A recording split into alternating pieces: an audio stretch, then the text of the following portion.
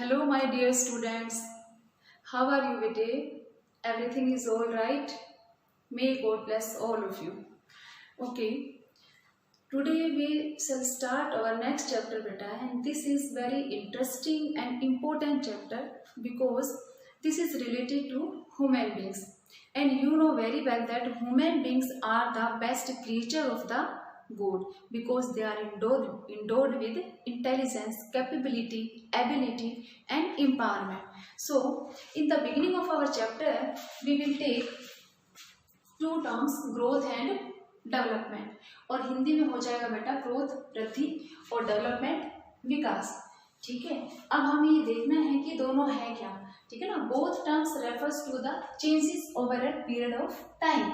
दोनों ही समय में होने वाले परिवर्तन को दर्शाते हैं बेटा, ग्रोथ भी और आपका डेवलपमेंट भी, परंतु फिर भी ये दोनों अलग है।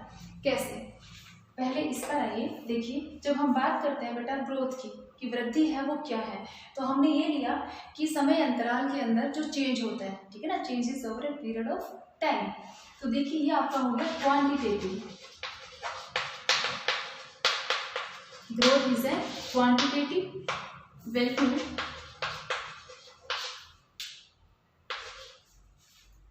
नेचुरल। क्वांटिटेटिव हो जाएगा बेटा मात्रात्मक, ठीक है ना, मूल्य निरपेक्ष। अब हमें देखना है क्वांटिटेटिव मतलब जिसे मापा जा सकता है, या जिसकी हम क्वांटिटी मतलब जिसकी मात्रा हमें पता है कि कितना उसमें जो चेंज हुआ है बेटा वो कितना है। ठीक है ना, तो it can have the positive and negative sign. इसके जो साइन है, चिन्ह है बेटा, वो पॉजिटिव और नेगेटिव दोनों हो सकते हैं। पॉजिटिव का मतलब धनात्मक, it means it can increase, इसमें वृद्धि भी हो सकती है, बढ़ोतरी भी हो सकती है, और नेगेटिव है तो मतलब डिक्रीज, ये घट भी सकता है। ठीक है, अब हमें देखना है कि पॉजिटिव और नेगेटिव दोनों कैसे हैं। Let's take an example. For example हम बात करते हैं किसी शहर की, ठीक है ना, एक शहर है, उसकी हम पॉपुलेशन की बात करते हैं कि a city grows, ठीक है ना, from 5 lakh to 10 lakh the population of the city. एक शहर की जनसंख्या है वो 5 लाख से, ठीक है ना, और बढ़कर बेटा 10 लाख हो गई है। ठीक है, तो यहाँ पर जो चेंज है पॉपुलेशन के अंदर, जो परिवर्तन हुआ है वो कितने का हुआ, 5 लाख का। इसका मतलब ये क्या है, पॉजिटिव चेंज है ना।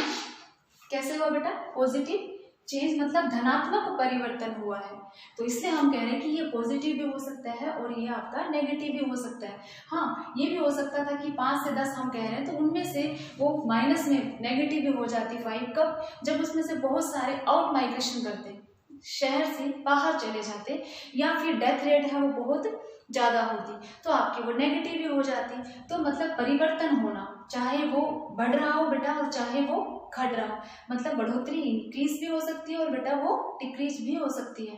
तो ये आपकी दोनों होती है। लेकिन जब हम बात करते हैं किसकी, विकास की, डेवलपमेंट की, जब हम बात करते हैं बेटा, तो ये आपका हो जाता है it refers to the qualitative, ठीक है ना, और क्वालिटेटिव भी पॉजिटिव, हिंदी में हो जाएगा आपका ये गुणात्मक, कि इसमें जो चेंज है वो आपका कैसा है, गुणों में चेंज है, वो एक गुणात्मक परिवर्तन है। क्यों, क्योंकि वो हमेशा ही क्या होता है आपका, ऑलवेज पॉजिटिव, या फिर इंक्रीमेंट इन फैसिलिटीज, सुविधाएं जो है उनके अंदर बढ़ोतरी को इंडिकेट करता है, उनको ये आपका दर्शाता है। इसलिए हम ये मान रहे हैं कि qualitative change is always value positive, it is always value positive, कि ये हमेशा ही धनात्मक ही रहता है। देखिए अब फिर आइए, हमने यहाँ ये किया था कि ये नेगेटिव पॉजिटिव, और एग्जाम्पल हमने लिया था इसके साथ में किसका, जनसंख्या वृद्धि का या जनसंख्या में परिवर्तन का। अब हम जिस सिटी की बात कर रहे हैं बेटा, उसी शहर के अंदर, ठीक है ना, जैसे जनसंख्या बढ़ी तो उन जनसंख्या के साथ हमें ये देखना है कि वहाँ की जो बेसिक फैसिलिटीज हैं, basic facilities of that city, जिस शहर की बात की उसकी जनसंख्या बढ़ने के साथ साथ क्या वहाँ की जो आधारभूत सुविधाएं हैं वो भी आपकी बढ़ी हैं। जैसे आपकी कौन सी एग्जाम्पल, हाउसिंग, वाटर, सैनिटेशन या एक्सेट्रा, इस तरह की जो बहुत सारी बेसिक आपकी फैसिलिटीज आती है, ट्रांसपोर्ट लो, सीवरेज लो या पावर लो, सो में इन सुविधाओं या आधारभूत सुविधाओं के अंदर भी बढ़ोतरी हुई है कि नहीं। अगर जनसंख्या बढ़ने के साथ साथ इनमें बढ़ोतरी नहीं हुई है तो बेटा इसका मतलब ये आपका डेवलपमेंट नहीं है, विकास नहीं हुआ पर वृद्धि हुई, ठीक है ना। इसलिए हम ये कह सकते हैं कि आपका पॉजिटिव चेंज इन ग्रोथ, ठीक है ना। वृद्धि जो है आपका, जो बढ़ोतरी हो रही है उसमें आपका जो पॉजिटिव चेंज है, वृद्धि के अंदर आपका धनात्मक जो परिवर्तन है, ये जरूरी नहीं है, डजंट लीड टू डेवलपमेंट। ये विकास को इंगित या हमेशा विकास की तरफ जाए जरूरी नहीं है कि हम ये कहें कि वृद्धि हुई है तो विकास होगा, कोई जरूरी नहीं बेटा। वृद्धि हुई ना, क्योंकि पॉपुलेशन इंक्रीज हुई है, परंतु उसके साथ साथ जो फैसिलिटीज लोगों को चाहिए वो फैसिलिटीज तो इंक्रीज नहीं हुई। तो वृद्धि होने के साथ भी मतलब पॉजिटिव चेंज के साथ साथ भी और आपका यहाँ पर पॉजिटिव या फिर आपका डेवलपमेंट नहीं हुआ। इसलिए हम मानते हैं जब हम विकास की बात करेंगे तो वो हमेशा ही पॉजिटिव होगा, लेकिन वृद्धि आपकी पॉजिटिव और नेगेटिव आपकी दोनों हो सकती है। तो बेटा ये आपको अच्छी तरह समझ में आना चाहिए कि वृद्धि और विकास दोनों में क्या डिफरेंस है। आप यूँ भी ले सकते हो, सपोज अगर हम किसी गांव की बात करते हैं तो उस गांव के अंदर हम ये देख रहे हैं कि 500 लोग हैं, 500 लोगों पर एक हॉस्पिटल या फिर एक स्कूल या फैसिलिटीज़ हैं। समय के साथ साथ जैसे जैसे पॉपुलेशन इंक्रीज हुई, 1000, 1200 या 1300 हुई, पर वो जो कंडीशंस पहले थी वो सेम है, उनमें कोई चेंज नहीं हुआ, वो पहले से आगे बढ़ी ही नहीं। तो इसका मतलब क्या हुआ बेटा, आपकी जनसंख्या तो बढ़ गई है, लोग बढ़ गए हैं, पर according to needs of the people उनकी फैसिलिटीज वही की वही हैं, रिमेनिंग द सेम, वो इंक्रीज नहीं हुई है। तो इसका मतलब उस एरिया का विकास नहीं हुआ है और वृद्धि हो रही है, मतलब पॉजिटिव चेंज हो रहा है और फिर भी डेवलपमेंट नहीं है। ये आपकी इसकी फर्स्ट टर्म थी। Before 1990s बेटा, economic progress of a country was measured by development of a country was measured by economic progress of that country। कि किसी भी देश जो है उसका विकास मापने के लिए हम उसकी आर्थिक प्रगति को देखते थे कि वो कितनी उसमें इकोनॉमिक कंडीशंस है वो कितनी अच्छी हैं, उसी हिसाब से वो डेवलप्ड। और ऐसे ही जो आपकी पुअर कंट्रीज थे वो आपके लेस डेवलप्ड, मतलब उन्हें अल्प विकसित कहा जाता था, और जिनकी आर्थिक स्थितियाँ अच्छी हैं उन देशों को विकसित देश कहा जाता था। लेकिन हम ये मानते हैं कि सिर्फ इकोनॉमिक कंडीशंस जो है यही इम्पोर्टेंट पार्ट नहीं होती कि सिर्फ आर्थिक दशाएं देखें, क्योंकि उन सब चीज़ों तक जो पुअर या जो कॉमन पीपल है उनकी उन कंडीशंस तक पहुंच नहीं होती। तो हम डेवलपमेंट या विकास का अंकन कैसे कर सकते हैं, इसीलिए हम इसमें कुछ और चीज़ें भी ऐड करते हैं ह्यूमन डेवलपमेंट में। और आपकी ये 3 जो है वो इम्पोर्टेंट एस्पेक्ट्स हैं, जैसे quality of life of the people, लोग जो हैं, ठीक है ना, उनके जीवन की गुणवत्ता, ठीक है ना, कि लोग जो है वो जीवन की गुणवत्ता का आनंद लेते हैं कि नहीं लेते, ठीक है। द अपॉर्चुनिटीज दे हैं, उनके पास अवसरों की सुगमता है या नहीं है, अवसर उनको उपलब्ध होते हैं कि नहीं, या फ्रीडम दे एंजॉय, या फिर है बेटा इसमें कि वो स्वतंत्रताओं, उनके पास जो स्वतंत्रताएं हैं वे उनका भोग करते हैं या नहीं। तो ये 3 जो है ये इम्पोर्टेंट एस्पेक्ट्स हैं, इम्पोर्टेंट एस्पेक्ट्स ऑफ डेवलपमेंट। विकास में ये हम 3 को भी काउंट करते हैं कि हम ये नहीं कहेंगे कि सिर्फ इकोनॉमिक प्रोग्रेस ही कंट्री की देखी जाती है कि जो जिसकी इकोनॉमिक कंडीशन अच्छी है वो उतना ही डेवलप है, हम यहाँ पर इनको भी इस मेजरमेंट के अंदर लेते हैं। अब हमें ये देखना बेटा कि इनके अलावा और ऐसे इकोनॉमिस्ट भी हैं। The important aspects of development were cleared by 2 economist of Asia. Asia के 2 अर्थशास्त्रियों ने बेटा मानव विकास जो संकल्पनाएं थी उनको और ज़्यादा स्पष्ट किया हमारे सामने, और उनमें से पहले जो है वो doctor Mahbub ul Haq, belong to Pakistan, and the second doctor Amartya Sen from India, ठीक है ना। पाकिस्तान के डॉक्टर महबूब उल हक है, इन्होंने पहली बार क्रिएटेड ह्यूमन डेवलपमेंट इंडेक्स इन 1990, 1990 1990 में बेटे मानव विकास सूचकांक का प्रतिपादन किया। इंडेक्स जो है एक ऐसा सूचकांक होता है जो मेजरमेंट, जिस पर मेजरमेंट की जाती है ह्यूमन डेवलपमेंट की, तो उसका प्रतिपादन किसने किया बेटा? हक ने किया। ठीक है। और डॉक्टर अमर्त्य सेन जो है, इन्होंने बेटा कॉन्सेप्ट दिया freedom, sorry increase in freedom.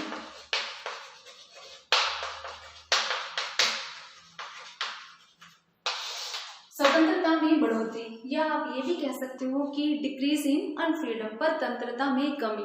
ठीक है ना, ये दो कॉन्सेप्ट हैं, ये दोनों इन इकोनॉमिस्ट या अर्थशास्त्रियों के द्वारा दिए गए हैं। अब हम फर्स्ट पर आते हैं।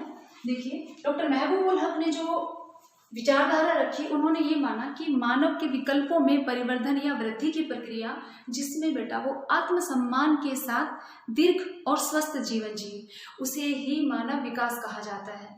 ठीक है। और इन्होंने इसके अंदर मतलब हम ये कह सकते हैं कि development is all about enlarging people's choice in order to lead long healthy lives with dignity.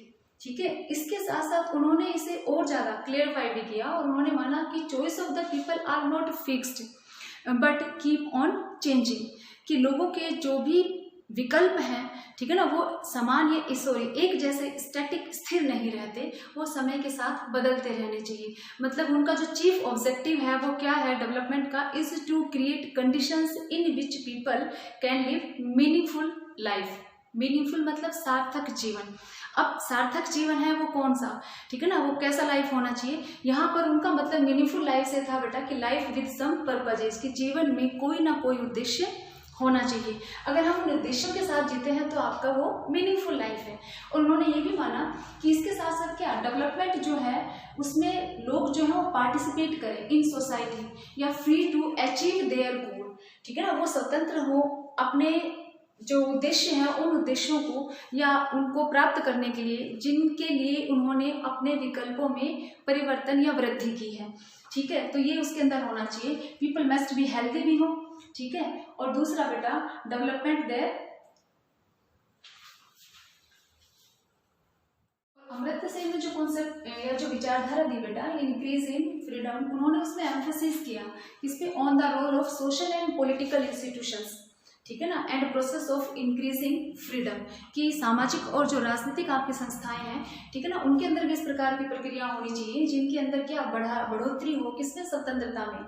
ठीक है। उसके साथ मोस्ट इम्पोर्टेंट हम जो एस्पेक्ट्स दे रहे हैं ह्यूमन डेवलपमेंट के बेटा, वो हम 3 ले सकते हैं इनकी विचारधाराओं के आधार पर, कि leading long and healthy life, मतलब हम एक दीर्घ और एक स्वस्थ जीवन जिए फर्स्ट। सेकंड हम ले सकते हैं attaining ability to gain knowledge, कि हमारे अंदर वो योग्यता हो कि हम ज्ञान है उसमें भी बढ़ोतरी करें। ठीक है ना, मेंटल एबिलिटी को इंक्रीज करें। थर्ड है वो having enough means to be able to live a decent life, कि एक शिष्ट जीवन जीने के पर्याप्त आपके पास अवसर या साधनों का होना। ये सारी चीज़ें अगर होती है तो ही सही मायने में डेवलपमेंट होता है। तो इसका मतलब हम ये नहीं कहेंगे कि इनकम लेवल जिसका हाई है या इकोनॉमिक प्रोग्रेस जिस कंट्री के अंदर है वहीं पर ही विकास होता है, नहीं। इन इकोनॉमिस्ट ने ये बता दिया कि मनुष्य की पहुँच भी संसाधनों तक होनी चाहिए, मतलब एक्सेस टू रिसोर्सेज होनी चाहिए, हेल्दी लाइफ के साथ लॉन्ग हो और उसमें पर्पसेस भी हो, मतलब मीनिंगफुल लाइफ जो लोग जीते हैं वही सही मायने में डेवलपमेंट होता है। अब हम बात करते हैं बेटा इसी में आगे आपके, now we are taking next topic बेटा, every building is supported by its pillars and that term human development is also supported by 4 pillars: equity, sustainability, productivity and empowerment. देखिए बेटा, first equity something, equity means equal access to opportunities available to everyone. आप opportunities अच्छी तरह याद रखिए, इसका मतलब कि प्रत्येक व्यक्ति जो है उसकी अवसरों तक समान पहुंच हो। ठीक है ना, हर व्यक्ति तक अवसर है वो समान रूप से पहुंचे, ये आपका हो जाता है इक्वलिटी। और ये भी हो सकता है irrespective of caste, language, religion, race, या इन द इंडियन कॉन्टेक्स्ट अगर हम बात करें बेटा तो उसमें आपका हो गया कास्ट, जाति के आधार पर जो हम डिस्क्रिमिनेशन करते हैं, ठीक है ना, वो नहीं होना चाहिए। इसलिए क्या होना चाहिए? Equal access to opportunities available to everyone. और समाज के अंदर जो आपकी इकोनॉमिकली या सोशली बैकवर्ड जो क्लास या जो बैकवर्ड पीपल जो हैं, ठीक है ना, उनको भी बराबर अवसर हैं वो मिलने चाहिए। इसलिए आपका फर्स्ट हो जाएगा इक्वलिटी। नेक्स्ट जो है सस्टेनेबिलिटी, हिंदी में होता है बेटा आपका सतत पोषणीयता।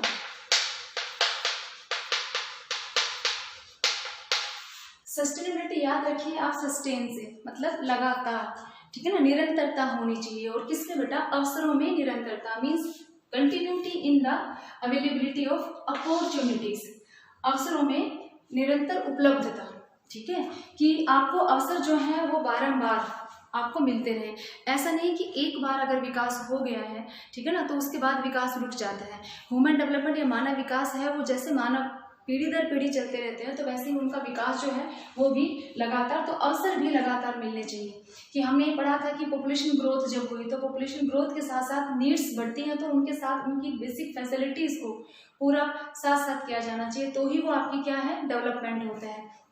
कि पॉजिटिव ग्रोथ के साथ में और दूसरा आपका डेवलपमेंट भी होता है नहीं। तो यहाँ भी है बेटा कि एक बार आपने अवसर उपलब्ध करवा दिए, कि लोगों को रोजगार दे दिया है, उनकी बेसिक नेसेसिटीज या नीड्स जो है उनको फुलफिल कर दिया है, पर समय के साथ साथ वो फिर बढ़ती है, तो इसका मतलब उनको अवसर बारंबार मिलते रहे। तो उन अवसरों की उपलब्धता जो है उनमें निरंतरता बनी रहनी चाहिए। ऐसा नहीं है कि वो एक बार मिलने के बाद में फिर बाद में काफ़ी लंबे समय तक ना मिलें। अगर ये ऐसा होता है तो आपका सस्टेनेबिलिटी नहीं होता। हम ऐसे भी ले सकते हैं कि जैसे हम रिसोर्सेज को यूज़ करते हैं और आने वाली पीढ़ी के लिए अगर उसे बचा कर नहीं रखते हैं तो वो सस्टेनेबिलिटी नहीं हुआ।